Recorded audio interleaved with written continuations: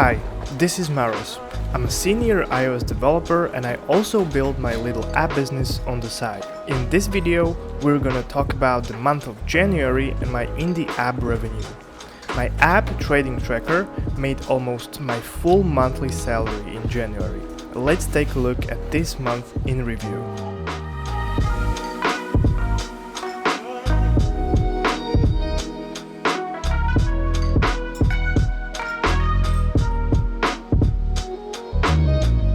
First things first, the most important metric, the revenue. In January, the app made over $3,500 in total. And that's already a solid amount of money. Yes, it's not a full monthly salary yet, but it's pretty close. You can also see the jump of the revenue in comparison to the previous months. I'm not entirely sure yet why the revenue went up so much, but I'm certainly happy about it. Now, let's take a look at the numbers of subscribers, what you can see on the screen now. The number is actually pretty low, only at about 233 as for yesterday. But because the subscription is a bit on the expensive side, the revenue is quite good, as you could see in the previous clip. Also, there was a kind of a dip in Q3 of 2023, which I'm not sure why there's this dip. It could certainly be connected to, Q3 being a little bit slower month in general. It also applies to a stock market, for example.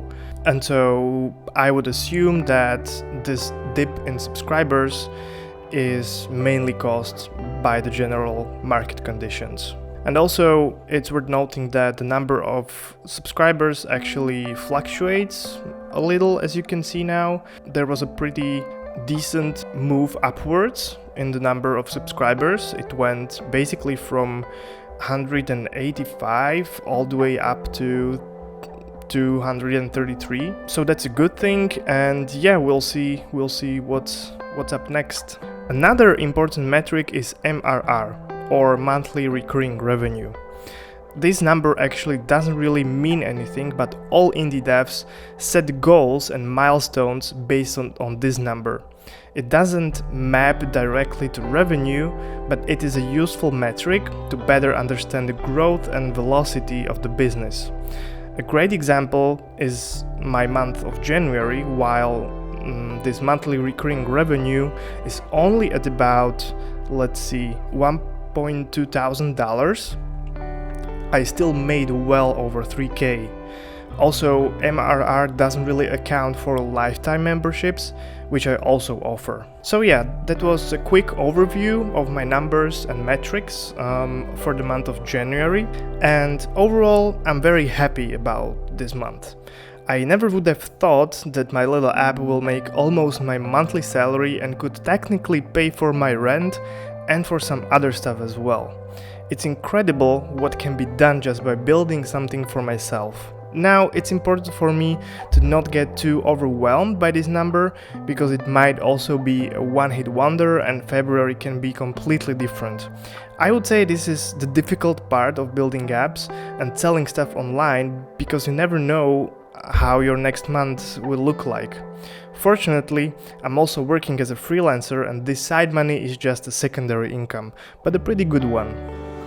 In January, I didn't do any marketing, so I'm not sure what triggered these spikes of paying customers. Someone maybe mentioned the app in some trading article or something. In any case, this really motivates me to continue working on this app even more and to focus on marketing in the near future. In the last video, I gave you a glimpse of the web version of Trading Tracker. I made some small progress over the last week, and now I can finally fetch the data and show them on the dashboard. There are also some complicated calculations behind the scenes, so I also have to write unit tests for that. Since I already have this business logic written for iOS app, I can just rewrite the code to JavaScript. I might also consider moving this whole logic to some backend service, so there's just one source of truth for both web app and mobile app. But for now, I just want to finish this web app and release the first alpha to some customers.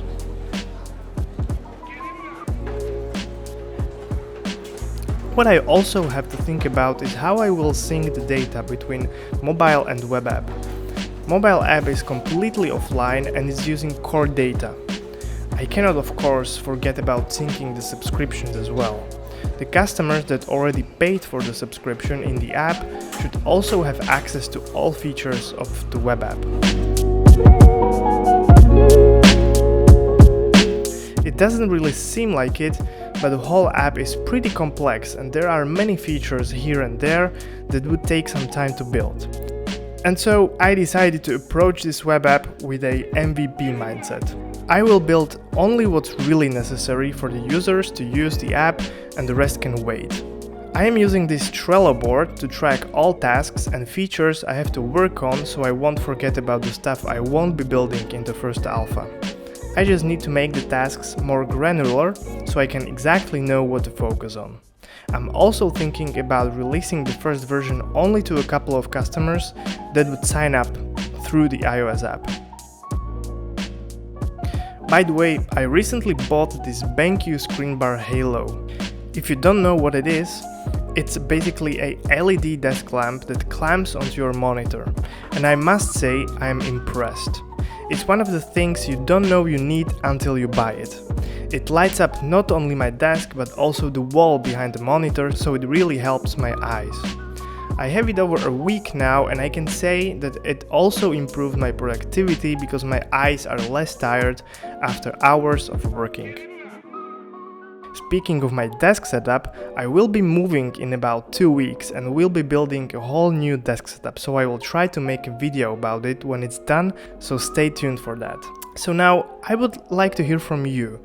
Do you have your own side projects? If so, what are your results for the month of January?